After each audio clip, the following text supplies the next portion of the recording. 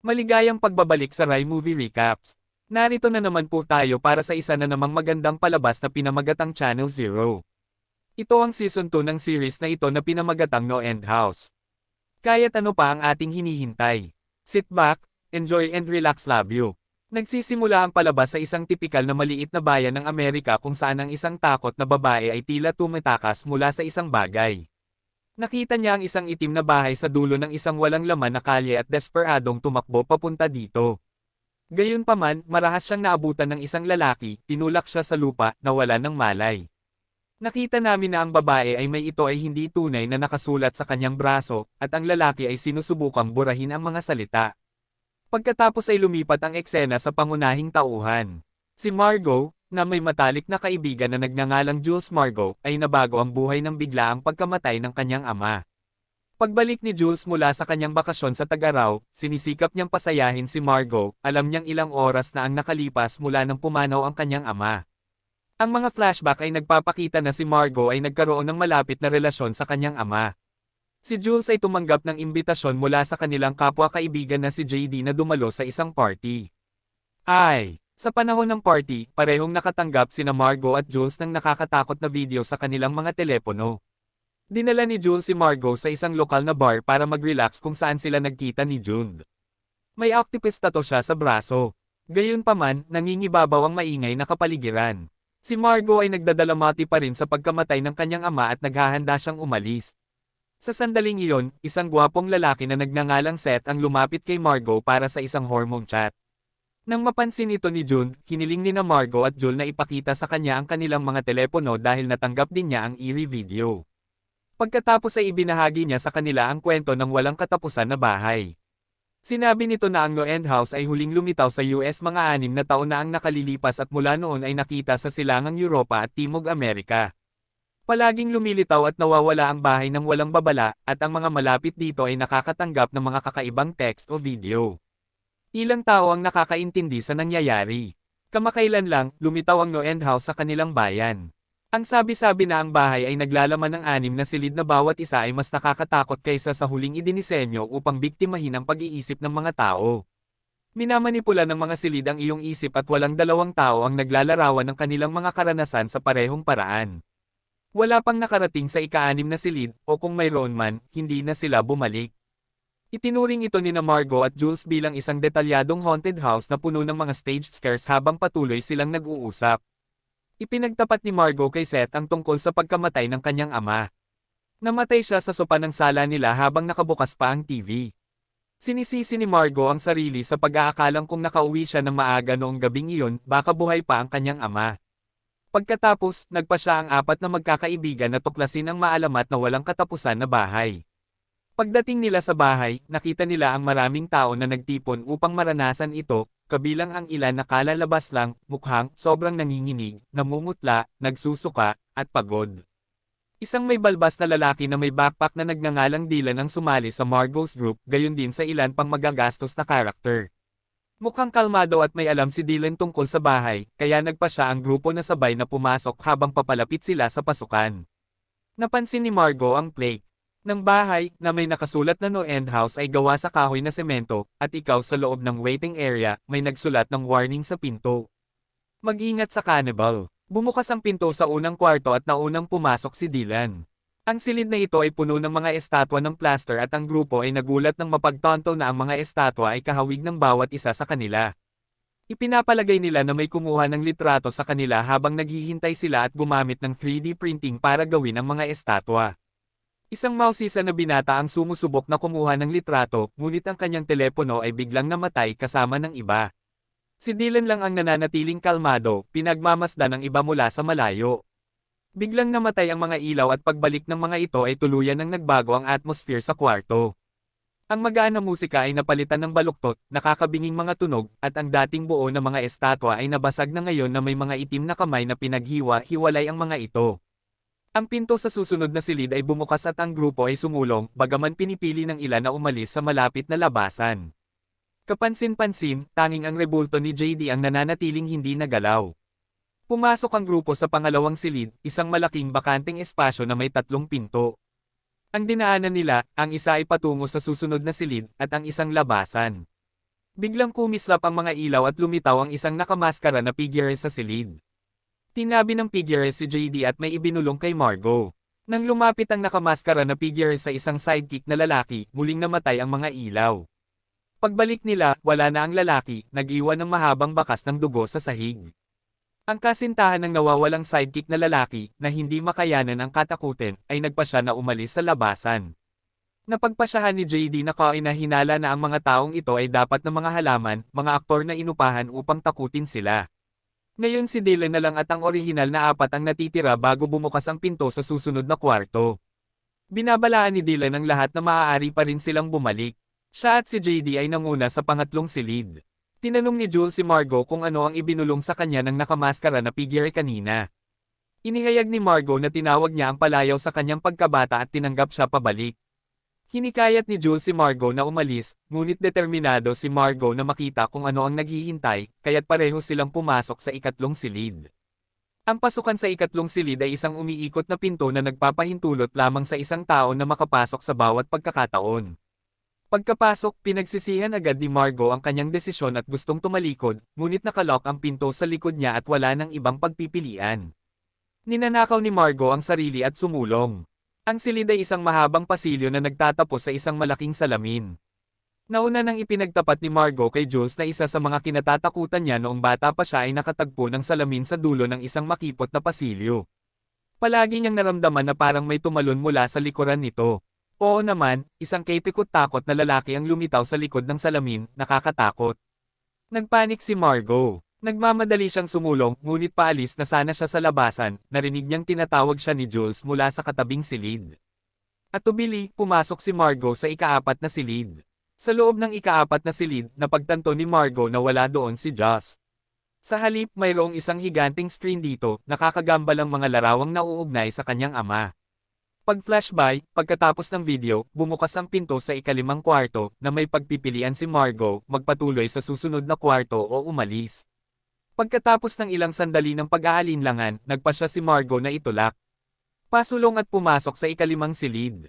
Sa kanyang pagtataka, ang ikalimang silid ay eksaktong replika ng sarili niyang sala, kumpleto sa isang namamaga na figurang nakaupo sa sopa. Naglalaro ang TV sa bahay. Ang mga video ni Margot bilang isang anak kasama ang kanyang ama ay ikinagulat ni Margot kung paano nila nakuha ang mga video na ito. Inabot niya ang remote sa kamay ng namamagang figure. Ngunit sa kanyang takot, biglang nabuhay ang figure at hinawakan siya. Si Margot ay sumisigaw sa boses ng manok na kumawala at galit na sumisigaw na gusto na niyang umuwi. Pagkatapos ay sumugod siya sa isang pinto, hindi sigurado kung patungo ito sa susunod na silid o sa labasan. Sa wakas ay nakatakas si Margot sa haunted house sa labas. Nakahanap siya ng mga hiyas, pareho silang mukhang pagod. Bumalik sila sa sasakyan na balak nilang hintayin na lumabas sina JD at Seth para sabay na silang umuwi. Ngunit pagkatapos ng mahabang oras na paghihintay, wala pa ring senyales ng iba at hindi umaandar ang sasakyan. Iniwan na walang pagpipilian. Nagpa siya sina Margot at Jules na maglakad pa uwi. Pagkaraan ng ilang sandali, narating ni Margot ang kanyang bahay, ngunit pagpasok niya, natigilan siya nang makitang buhay ang kanyang ama na casual na nagtatanong sa kanya kung paano ang kanyang gabi ay ganap na nalilito. Pilit na pinoproseso ni Margot ang mga nangyayari. Samantala, sa labas, napansin ni Jules ang numerong 6 sa doorframe ng bahay ni Margot habang sinusundan ni Jules si Margot sa loob. Laking gulat niya nang makitang buhay at maayos ang ama ni Margot. Ito ay hindi lamang isang ilusyon. Nandyan talaga siya. Habang nagpupumilit sina Margot at Jules na maunawaan ang sitwasyon, nag-alok ang ama ni Margot na ipaghanda sila ng almusal. Hiniling niya kay Margot na kumuha ng ilang mga itlog sa refrigerator. Sa loob ng refrigerator, mayroon lamang isang karte ng mga itlog. Matapos ibigay ito sa kanyang ama, ibinalik ni Margot ang walang laman na karten. Ang refrigerator. Ang tinukoy lamang na ito ay misteryosong napuno ang sarili nito. Tila ang mga bagay sa lugar na ito ay maaaring mag-reset ng walang hanggan. Bukod pa rito, napansin ni Margot na ang isang cycliste sa labas ng bintana ay walang katapusang umiikot sa parehong ruta. Hinailan ni Jules si Margot sa tabi, na pagtanto ang katotohanan. Nasa no-end house pa rin sila. Hindi talaga sila umalis, at hindi ito ang tunay na tahanan ni Margot. Ang lalaking nakikita nila ay hindi ang ama ni Margot, si Margot, gayunpaman, ay naghinalan na nito. Nagtapat siya sa mga hiyas na nagpapakita na naniniwala siyang nagpakamatay ang kanyang ama. Namatay siya dahil sa allergic reaction sa gamot, isa na alam niyang allergy siya, pero sumobra pa rin. Ngayong may pagkakataon na siyang makapiling muli, determinado si Margot na unawain kung bakit siya kumitil ng sariling buhay. Hinimok ni Jules si Margot na harapin ang realidad na humahantong sa isang mainit na pagtatalo sa pagitan ng dalawang magkaibigan. Sa huli, napilitan si Jules na umalis mag-isa. Lumipat ang eksena sa labas ng No-End House kung saan sumulpot din sina JD at Seth. Gustong hintayin ni Seth sina Margot at Jules, ngunit natarante si JD sa bahay ay nagpumilit na umalis. Nang subukan ni JD na gamitin ang kanyang telepono, nakita niyang hindi pa rin ito mag-on, kaya nagpasya siyang maglakad pa uwi pagkatapos ng ilang oras.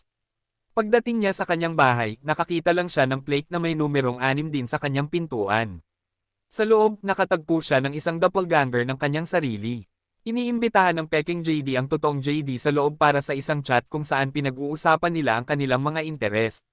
Sinasabi ng doppelganger na siya ay umiiral dahil ang tunay na JD ay makasarili at sinabing siya ay magiging isang pinabuting bersyon niya. Biglang dumukot ng bote ang peking JD at marahas na pinatay ang tunay.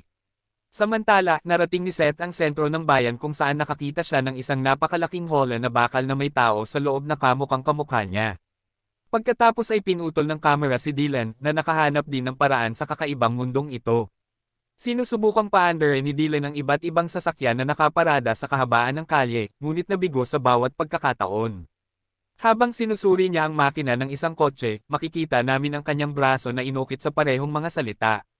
Hindi ito totoo. Pagkatapos ay natuklasan niya na wala itong makina na nagpapaliwanag kung bakit walang gumagana ang mga kotse, kabilang ang sinubukang gamitin ni Margot at ng kanyang mga kaibigan kanina. Habang naglalakad si Dylan sa kalye, nakasalubong niya ang parehong babae mula sa simula na ang pangalan ay Lacey. Sinabi ni Dylan na suot niya ang parehong damit na suot niya noong una silang nagkita. Naalala ni Lacey ang una nilang pagkikita ngunit mabilis itong naputol nang maglabas ng baril si Dylan. Malamig niyang sinabi na ang damit na suot niya ay nasa closet pa at pagkatapos ay binaril siya ng patay. Mabilis na tumakbo si Dylan sa kanyang tahanan at may nakitang tao sa paanan ng hagdan. Si Lacey na naman. Sinabi ni Dylan kay Lacey na naroon siya para iuwi siya, ngunit hindi niya ito nakikilala. Hindi niya ito kilala. Pagkatapos ay ibinunyag ni Dylan na 6 na taon na ang nakalilipas, magkasama silang pumasok ni Lacey sa No-End House. Nagawa niyang makatakas, ngunit hindi ginawa ni Lacey. Lahat ng bagay sa lugar na ito ay gawa-gawa lamang na nagpapahiwatig na hindi kabilang dito si Lacey.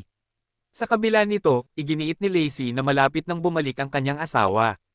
Pagkatapos ay ipinahayag ni Dylan na siya talaga ang kanyang asawa. Lumipat ang eksena kay Jules na bumalik sa lugar kung saan dating nakatayo ang No-End House, only to find that the house has vanished. Nandoon din si Seth at ibinahagi sa kanya ni Jules ang naranasan niya kanina. Nagpa siya ang dalawa na maghanap ng mapagpahingahan para sa gabi. Sa kalagitnaan ng gabi, nagising si Jules sa kakaibang ingay.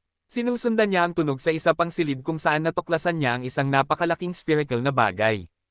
Habang hinahawakan niya ang globo, nagsimula itong magbago na nagpapakita ng isang anino sa loob. Samantala, pabalik sa Margot Erie ang mga kaganapan ay patuloy na nagbubukas. Dinala siya ng ama ni Margot sa basement pool.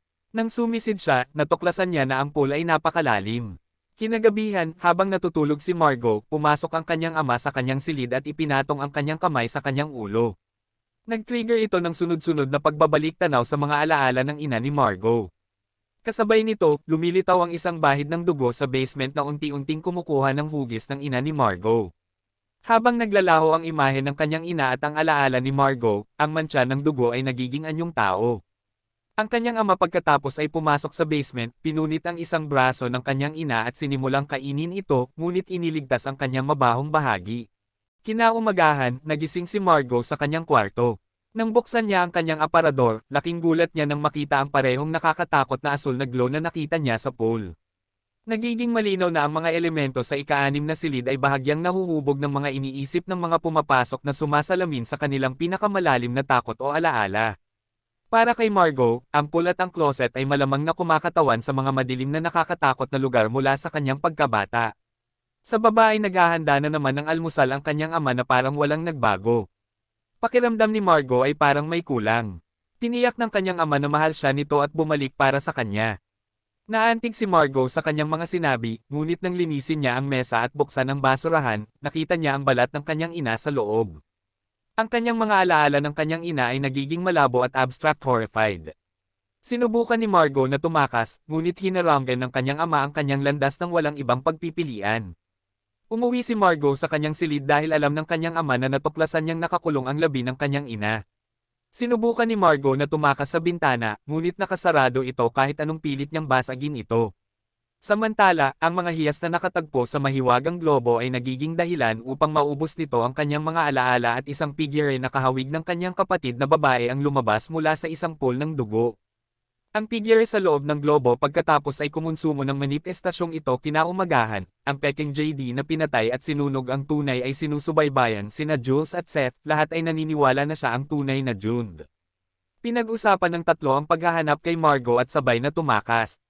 Gayunpaman, ang peking braso ng JD ay nagsimulang magbalat kung saan matatagpuan ang kanyang octopus tattoo. Ang isang detalye na napansin ni Seth ngunit pinananatili sa kanyang sarili ang pagod na mga tingin ni Seth ay nagpapahiwatig na siya rin ay may itinatago sa kabilang panig. Itinali ni Dylan si Lacey at ipinakita ang kanyang mga lumang larawan na sinusubukang i-jog ang kanyang memorya. Gayunpaman, wala siyang maalala sa kanya.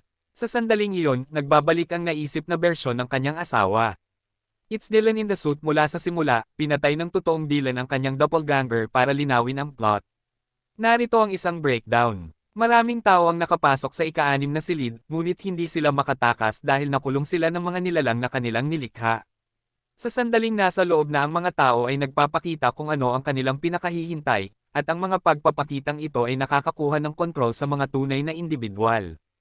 Ang mga entity na ito ay kumakain sa mga alaala ng tao, at habang tumatagal ang isang tao sa bahay, mas nawawala ang kanilang pagkakahawak sa katotohanan. Halimbawa, inubos ng ama ni Margot ang mga alaala niya sa kanyang ina na naging dahilan upang ang mga alaalang iyon ay lalong na-distort at abstract. Halimbawa, isaalang-alang si Lacey. Batay sa mga naunang pangyayari, 6 na taon na siyang nakulong sa mundong ito. Sinubukan niyang tumakas. Ipinakita ito sa simula ng kwento, ngunit hindi papayag ang mga entity dito na umalis ang mga tunay na tao dahil kung wala sila, walang pinagmumulan ng kabuhayan ang mga entity na ito. Ito ay nauugnay sa mensaheng nakasulat sa pasukan ng walang dulong bahay. Ang bahay na ito ay gawa sa kahoy na semento at ikaw, at mag-ingat sa cannibal. Bumalik ang eksena kay Margot. Ang kanyang ama na naiinip na naghihintay sa labas ng kanyang pinto ay nagsimulang kumatok dito, desperado na makapasok ng walang ibang pagpipilian. Nagtago si Margot sa kubeta at nakita niya ang kanyang sarili na biglang dinala sa ilalim ng pool. Napagtanto niya ito. Nagawa niyang makatakas. Ito ay nagiging malinaw na ang closet at ang pool ay konektado sa pamamagitan ng mga blankong lugar sa mga alaala ng pagkabata ni Margot, kaya naman sila ay nakalink sa kanyang mental na mundo. Tumakas si Margot sa kalye kasama ang kanyang ama sa malapit na pagtugis, nakita siya ni Jules at ng iba pa na sinundan siya ni Chase. Tumakbo si Margot sa isang gusali ng paaralan kung saan sila ni Jules sa wakas ay muling nagkita na may mabilis na pag-iisip. Nagawa nilang iwasan ang ama ni Margot sa pamamagitan ng pagtatago sa isang silid-aralan. Nakahinga ng maluwag ang 4 na magkakaibigan na magkasama silang muli. Retreat sa kwarto ni na Jules at Seth para magpahinga sa may bintana. Napansin ni Margot ang isang madilim na anino na nagbabadya sa labas ng bayan. Nagtataka, inaanyayahan niya si Seth na mag-imbestiga kasama niya para makakuha ng mas magandang view. Umakyat sila sa tuktok ng water tower ng bayan. Mula roon, nakita ni Margot ang no-end house na hindi kalayuan sa bayan. Nang magsimula siyang makaramdam ng pag-asa tungkol sa paghahanap ng labasan, natakot siya nang makitang natuntun sila ng kanyang ama. Ang grupo ay nagtatakda ng isang bitag at matagumpay na naakit siya sa isang hukay. Pagkabalik, sinamahan sila ni Dylan na dumating kasama ang asawang si Lacey. Sa wakas kumpleto na ang grupo. Ipinaliwanag ni Dylan na habang tumatagal sila sa lugar na ito, lalo silang nawawala sa katinoan. Dapat silang umalis sa lalong madaling panahon. Ang grupo ay sumang-ayon na pumunta sa walang katapusan na bahay sa unang liwanag upang mahanap ang exit noong gabing hinahanap ni Margot si Seth at ang dalawa ay nagbahagi ng mabilis na sandali ng matalik na pagkakaibigan bago ang kanilang pagtatangkang pagtakas. Samantala, sa basement, nakatagpo muli ni Jules ang misteryosong globo. Ang nilalang sa loob ng globo ay galit na galit, sumisipsip ng higit pa sa kanyang mga alaala. Ang eksena ay pagkatapos ay pinutol sa susunod na umaga. Kakagising lang ni Seth, bumaba na siya at hinanap si JD sa tabi ng pool. Namumutla ang balat ni JD, lalo na sa paligid ng kanyang octopus tattoo. Nang tanungin ni Seth kung ayos lang siya, kinakabahang sinabi ni JD na allergy lang ito. Matipid na ngumiti si Seth at walang sinabi, pagkatapos ay bumalik sa kama. Pinag-usapan ni na Seth at Margot ang mga planong magkita muli sa sandaling bumalik sila sa totoong mundo. Pero hindi namamalayan ni Margot na nabulag ng pag-ibig na may mali kay Seth. Samantala, maagang gumising si Dylan para sa kanilang paglalakbay. Tila nagkakalinawan na si Lacey kaya't kinalaigan niya lamang ito para bigla siyang saksakin ng walang pagpipilian. Pinipigilan niya ulit. Ang grupo ay nag-iipon ng kanilang mga gamit at nag-set out para sa walang katapusan na bahay. Sa daan, napansin ni Margot ang isang malaking hall na bakal sa sentro ng bayan na naglalaman ng isang pamilya na may 4 na pamilya na tila kinikilalang si Seth na nakapalibot sa hall ay 6 na bahay. Sa kanilang pag-alis ay pinagmamasdan silang mabuti ng pamilyang nakakulong at may lumalabas na mga figure mula sa bawat bahay na nakatingin sa grupo habang dumadaan sila sa bayan. Sinusundan sila ng nakakaligalig na mga tingin ng mga tao, at nagbabala si Dylan na ang mga taong ito ay bahagi ng walang katapusan na bahay at ayaw lang nilang umalis sila. Sa tabing kalsada, tinawag ng isang ina ang kanyang anak sa bahay para sa hapunan. Ngunit sa mundong ito, ang hapunan ay nangangahulugan ng paglamon ng mga alaala. Sa wakas ay nakarating ang grupo sa gilid ng bayan, na sinundan ng malapitan ng marami sa mga entidad ng bayan. Habang pinapanood sila ng mga entity na umalis, isa pang figure ang lumabas mula sa karamihan. Tatay ito ni Margot. Tumawid siya sa hangganan at sinusundan sila. Habang naglalakad sila, napansin ni Jules ang isang halos walang buhay na figure sa mga palumpong. Nang magsimula siyang hindi mapalagay, ipinaliwanag ni Seth na ang entity na ito ay nasa ganoong estado dahil ang mga alaala ng host nito ay ganap na natupok, o marahil dahil ang host ay patay na. Si JD ay tumingin sa nilalang na may takot, naaalala ang kanyang balat, at ang naunang sinabi ni Seth. Ang dahilan ng kalagayan ni JD ngayon ay nagiging malinaw mamaya. JD confronts Seth privately asking why Seth didn't expose him nang makita niya ang pagbabalat ng balat sa braso niya. Napagtanto ni JD na hindi lang ordinaryong tao si Seth at dapat konektado sa lugar na ito kahit papaano. Kalmadong sagot ni Seth na wala siyang pakialam sa sitwasyon ni JD dahil napahamak na si JD. Binabalaan naman ni JD si Seth na determinado siyang tumakas sa bahay at ibubunyag ang sikreto ni Seth kung susubukan niyang pigilan siya. Ang pag-uusap ay natapos sa isang tense note, at ang grupo ay nagpatuloy sa kanilang paglalakbay. Sa pagsapit ng gabi, ang grupo ay hindi pa rin nakakarating sa walang katapusan na bahay na si Joel ay malinaw na nanghina matapos ang kanyang mga alaala na pinatuyo ng globo ay naging mas masilaw. Sa wakas, lumabas ang grupo mula sa kagubatan upang makahanap ng malawak na cornfield na kilala bilang corn maze. Kinikilala ito ni Margot bilang isang lugar. Madalas siyang kunin ng kanyang ama noong bata pa siya, na nagpapahiwatig na ito ay isa pang pagpapakita ng kanyang mga alaala noong bata pa siya. Upang maabot ang walang katapusan na bahay, kailangan nilang tumawid sa maze na ito, na puno ng mga gutom na nilalang. Nagpasya silang magkampo sa labas ng maze at maghintay hanggang umaga upang magpatuloy. Nagsindi ng campfire si Dylan at lahat ay nagtipon sa paligid nito. Hinailan ni Seth si Margot sa isang tabi at ipinagtapat ang katotohanan tungkol sa kanyang sarili. Sinabi niya sa kanya na dumating siya sa mundong ito taon na ang nakalilipas at nagpasya na manatili ayon kay Seth. Ang lugar na ito ay hindi kasing sama ng iniisip ng lahat. Bagamat totoo na ang ilang mga tao ay hindi nararapat dito para sa iba, ito ay isang masayang lugar. Gulat na gulat si Margot kung si Seth ba ang nanguna sa kanya dito. Samantala, narinig ni Jules ang isang boses na tumatawag sa kanya at nagsimulang maglakad pabalik sa landas na pinanggalingan nila ng walang pagpipilian.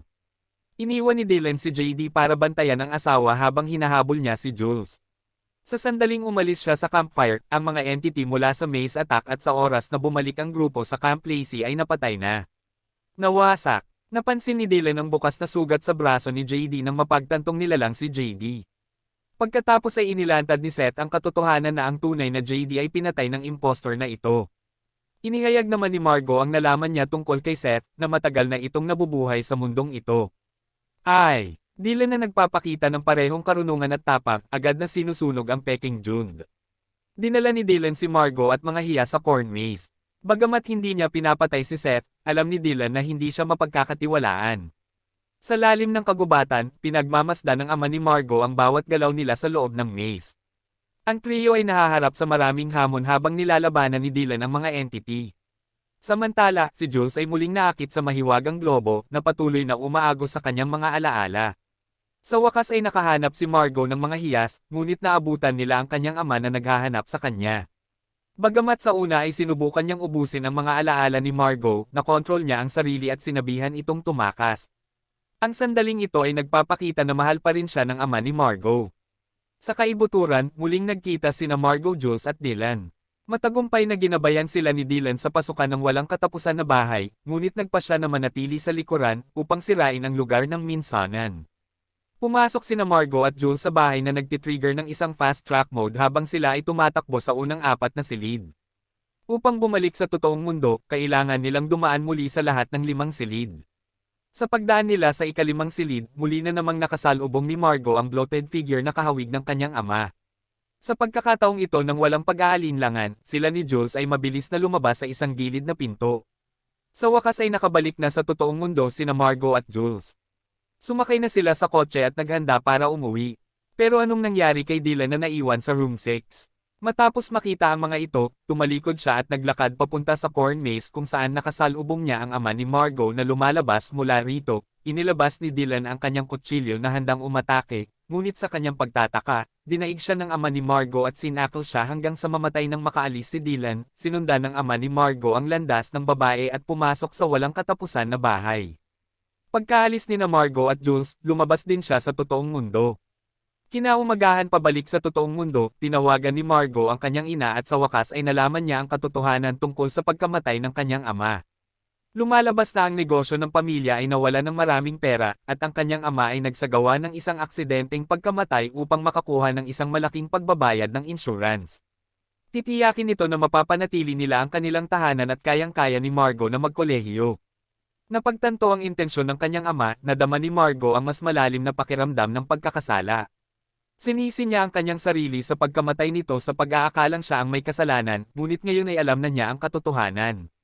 Samantala, ang ama ni Margot, na mahina pa rin dahil sa pinsalang idinulot ni Dylan, ay sumunod sa kanya sa kanilang tahanan. Ngunit walang kamalay-malay sina Margot at Jules na nakatakas siya sa walang katapusan na bahay nang dumating si Seth at sinabi. Kay Jules na ang ama ni Margot ay nakatakas sa walang katapusan na bahay at ngayon ay nasa totoong mundo. Sinamantala ng abala, ang ama ni Margot ay pumasok sa bahay at sinimulang pakainin muli ang kanyang mga alaala. Sa pagkakataong ito ay tina-target ang memorya ng isang aso. Minsan ay nilamon ng pamilya ang napakitang aso ng may nakakagambalang bangis. Sa huli ay natalo siya ng grupo, ngunit naiwan sila sa isang dilema. Hindi nila siya kayang itago, hindi siya mabitawan at hindi makatawag ng pulis. Kung itinaboy nila siya, babalik lang siya kapag nagutom siya. Sa ngayon, ikinulong nila siya sa basement. Iminungkahi ni Seth na ibalik siya sa walang katapusan na bahay, ngunit tumanggi si Margot. Gusto niyang patayin siya minsan at magpakailanman. Natagpuan ni Margot ang gamot na allergic ang kanyang ama at gumawa ng plano. Samantala, sa sala, pinag-usapan nina Seth at Jules ang nakaraan ni Seth.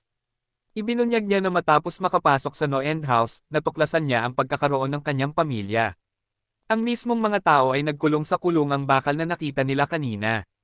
Hindi niya kayang patayin ang mga ito, ngunit hindi rin niya magawang palabasin ang mga ito, kaya hinayaan niya silang nakakulong. Noon lang, nakatanggap si Jules ng isa pang nakakatakot na video sa kanyang telepono sa pagkakataong ito na nagpapakita ng mahiwagang globo. Nalilito at nalilito. Inisip ni Jules ang sarili niyang pamilya at nagpas siyang umalis. Nang sa wakas ay nakita niya sila, napagtanto niyang nawala ang lahat ng alaala niya sa kanila pabalik sa bahay ni Margot. Nilinlang nila ni Seth ang kanyang ama sa paglunok ng malaking doses ng gamot sa allergy. Hindi nagtagal ay nagkaroon siya ng matinding reaksyong alerhiya, at naniniwala silang patay na siya bilang tae. Balak nilang kalagkarin ang kanyang katawan palabas, ngunit nang malapit na sila ay dumating ang ina ni Margot. Habang si Margot ay nag-iisip kung paano ipapaliwanag ang lahat sa kanyang ina, biglang nabuhay ang kanyang ama. Mabilis niyang dinaig pareho ang kanyang ina at si Seth para protektahan si Seth. Pumayag si Margot na bumalik sa walang katapusan na bahay kasama ang kanyang ama. Pauwi na silang tatlo sa bahay, pero paglabas pa lang nila, bumalik si Jules sa bahay ni Margot at naramdaman niyang may mali. Tumakbo siya patungo sa walang dulong bahay, ngunit pagdating niya, nawala na ito. Lumipat sa ibang lugar sa mundo. Lumipat ang eksena sa makalipas ang 1 taon pagkatapos maibalik sa walang katapusan na bahay. Si Margot ay nanirahan kasama ang kanyang ama, na patuloy na nagpapakain sa kanyang mga alaala, ngunit hindi tulad ng ibang mga nilalang, hindi siya matako. Si Margot ay kusang loob na mag-alok sa kanya ng maliliit na alaala, at maingat niyang itinala ang kanyang nakalimutan araw-araw. Sa paglipas ng panahon, si Margot Seth at ang kanyang ama ay nanirahan sa isang komportableng buhay sa loob ng bahay. Si Margot ay tila natahimik sa sitwasyon. Gayunpaman, isang umaga habang naglalakad, napansin ni na Margot at Seth na nagbago ang ilang bahagi ng bayan. Naghinala si Seth na ang No-End House ay lumipat sa isang bagong lokasyon. Samantala, sa totoong mundo, ginugol ni Jules ang nakaraang taon na walang sawang naghahanap ng mga pahiwatig tungkol sa walang katapusan na bahay. Ang kanyang pagpupersage sa wakas ay nagbunga ng matuklasan niya ang bagong lokasyon nito. Determinado na mahanap si Margot Jules na nag-impake ng kanyang mga gamit at naghanda na muli sa pagpasok sa bahay. Parang pamilyar ang eksena dahil sinasalamin na ni Jules si Dylan na namatay noong isang taon habang naghihintay sa pila para makapasok sa bahay. Isang pamilyar na mukha ang nakita ni Jules. Si Seth naman, tila napagtanto niya ang isang bagay na mahalaga ng magkasama. Pumasok sila sa bayan sa loob ng walang katapusan na bahay, ngunit labis na ang hinala ngayon ni Jules kay Seth. Binalaan siya ni Seth na ang mga entity ay hindi kailanman tunay na namamatay hanggat nabubuhay ang kanilang host. Nakaligtas sila kahit na, lalo silang nagugutom. Kapag nahanap na naman nila ang host nila, uubusin nila lahat. Kitang-kitang kinilig si Jules sa paghahayag na ito na binago ang layout ng bayan. Walang pagpipilian si Jules kundi sundin si Seth sa kanyang paghahanap kay Margot. Ipinaliwanag niya kay Jules na ang walang katapusan na bahay ay isang buhay na organismo na may sariling gana. Habang nalaman niya ang tungkol dito, mas lalo niya itong hinangaan. Napagtanto ni Jules na nawala sa isip si Seth, ngunit bago siya makapag-react, natalo siya ni Seth at kinaladkad siya sa isang basement sa loob ng isa sa mga bahay. Matapos makitungo kay Jules, bumalik si Seth sa bahay ni Margot. Mula nang matuklasan ni Margot na lumipat ang No-End House, determinado siyang sirain ito. Ibinahagi niya ang kanyang plano kay Seth, ngunit mabilis niyang ibinasura ito. Malinaw na ang layunin ni Seth ay ganap na makontrol si Margot na pigilan siya sa alinman sa pagtakas o pagsira sa bahay. Nilapitan ni Seth ang ama ni Margot at hinihimok siyang alisin ang mga alaala ni Margot. Gayunpaman, ang kanyang ama ay nakikiramay sa pagnanais ni Margot na itigil ang bahay at napagtanto na ang pagpapatuloy ng ganito ay tuluyang mag-iiwan kay Margot na walang anumang alaala. Samantala, sa basement, muling nakatagpo ng mga hiyas ang mahiwagang globo, nagugutom dahil sa kakulangan ng kabuhayan. Sinusubukan ng Sphere na ubusin ang mga JUUL ng buo. Ngunit sa pagkakataong ito ay hindi na si Jules ang katulad niya dati. Nagawa niyang sirain ang globo at makatakas. Pagkatapos ay pumunta si Jules sa bahay ni Margot kung saan laking gulat ni Margot nang makita siya. Iginiit ni Jules na sumama sa kanya si Margot para makakita ng mahalagang bagay. Tumungo ang dalawa sa isa sa 6 na bahay sa sentro ng bayan kung saan nalaman ni Jules ang isa sa mga sikreto ni Seth. Isang babaeng katulad ni Margot ang dinala doon ni Seth.